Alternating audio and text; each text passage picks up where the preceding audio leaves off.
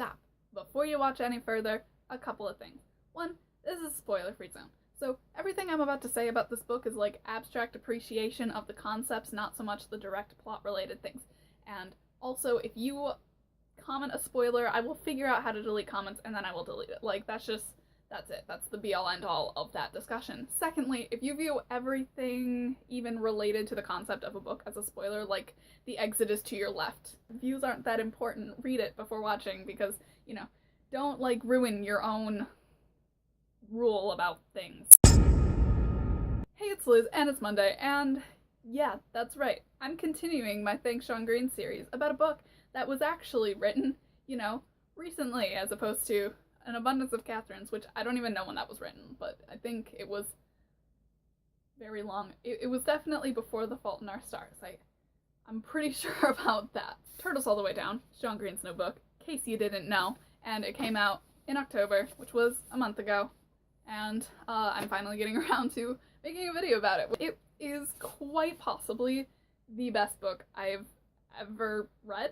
I mean, I've read a lot of good books, don't get me wrong, and, I think I've only stopped after 2 or 3 books that I've read and thought, this was crap. But this is definitely not, this is a good book. If you haven't read it yet, you should read it. This is a good book. If you were here in June, or just generally watched the video, then you know how this works. I take 5 things that I really like about a book, and I make a Thanks Sean Green video about it. I say that like it's happened a lot. It's only happened once. Last video I made was about An Abundance of Catherines, which I will link to in the end screen and possibly in the description box below. Now, as a bit of a background information about me and the lenses through which I am viewing this book, I am an author, I'm a reader, and I'm someone who struggles with a mental illness. You obviously will bring your own individual lenses to viewing this book, and that is a-okay. I think that is what makes literature beautiful, that we all have this unique experience while reading it, and I'm very happy with the unique experience while reading it that I had with this book. So, number 1 was how well anxiety is represented in the book. I know this is kind of like, you'd think it would be obvious because if you know more about Sean Green than just the books that he's written, like subscribe to Vlogbrothers or whatever, you know that he has a more direct interaction with mental illness than someone who doesn't trying to write a book like this. And you'd think, okay, yeah, that's obvious. Of course it's going to represent well, but even I know in my own writing I don't do the best job at this, and I think that's because for me it's really painful to do.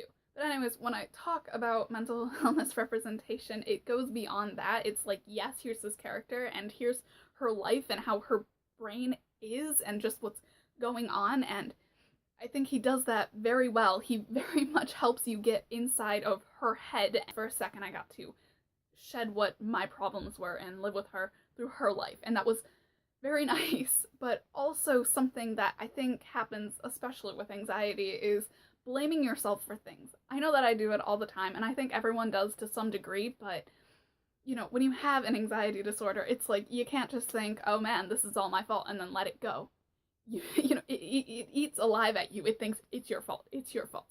And this happens to Asa a few times throughout the course of the book, and every time that I'm, kind of living her life with her, but also I'm just distant enough to have a third person view on her life, I have to look at her and be like, no, this is not directly your fault. In doing that, I then have to look at myself, and every time I blame myself for doing things that I can't help, and things that probably would have happened with or without my influence, and I have to, through telling her, no, it's not your fault, look at myself then and say, hey, it's not your fault.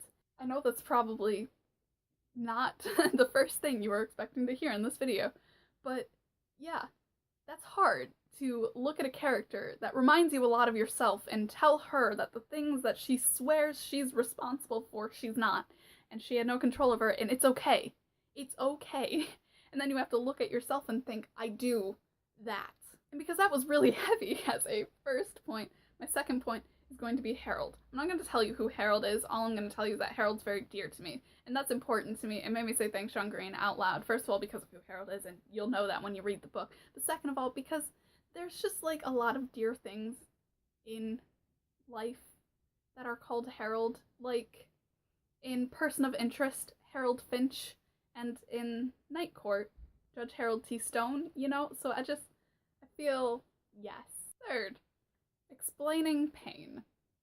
This is something that it says in the book, something he's said in videos, something that is just like brought up a lot, I think, and it's the fact that it's easy to explain what pain is like, but not what it is, and that's why there's so much metaphor and blah blah blah. But I think the book does a really good job at not only explaining the failure of language when it comes to pain, but then explaining enough of what it's like that you can actually kind of start to understand what it is.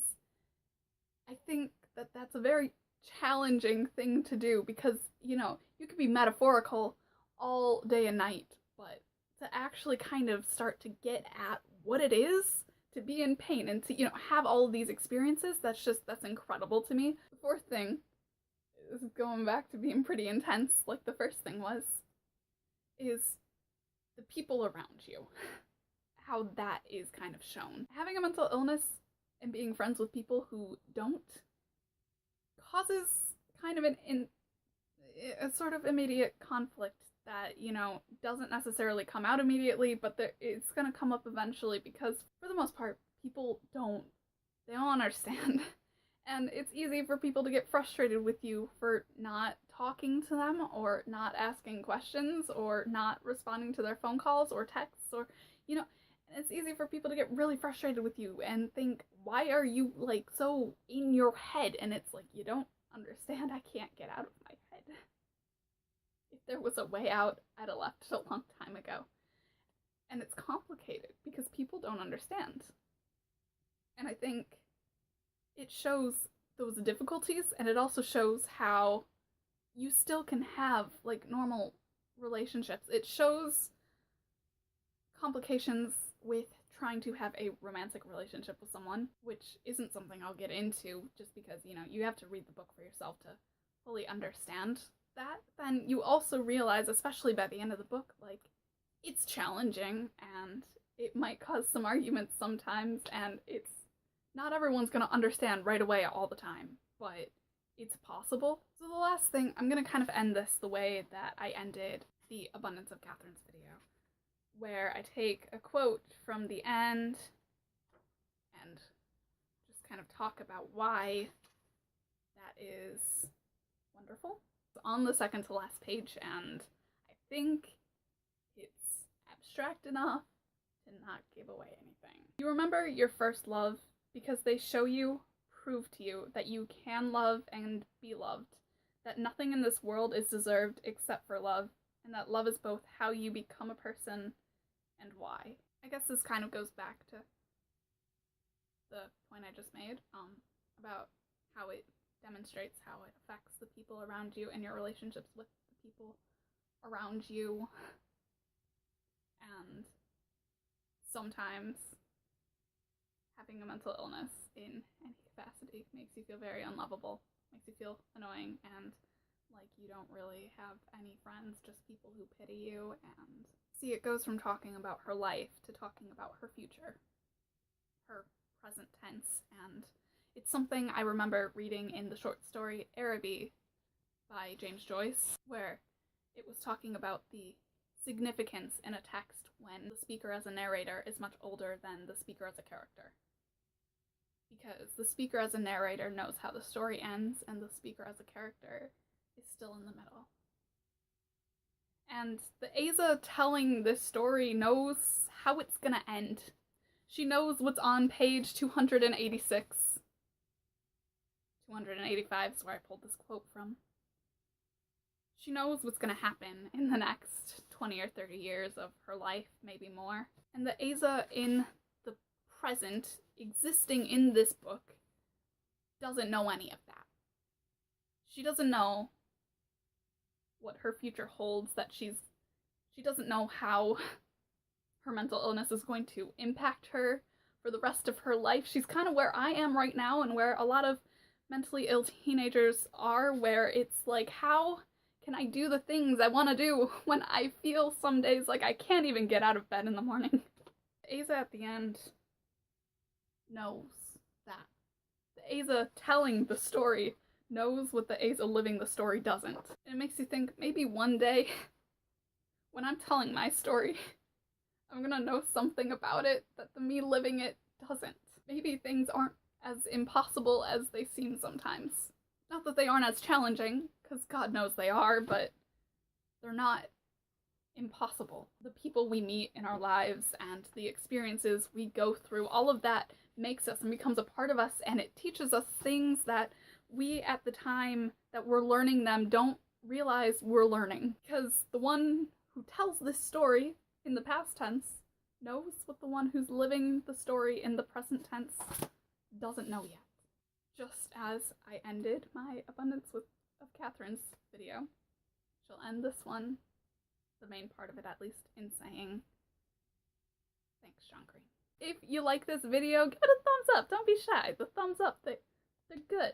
Give it a thumbs up. Leave a comment below about, just like the last time, anytime that you've ever said, thanks, John Green, just, because he's a lovely person who just kind of exists, whether it be a book, whether it be a crash course, whether it be a Vlogs Brother video, You can follow me in the links in the description box below. Be a bro, share this video with another bro, and if you have not done so yet, please subscribe. I do make new videos every Monday.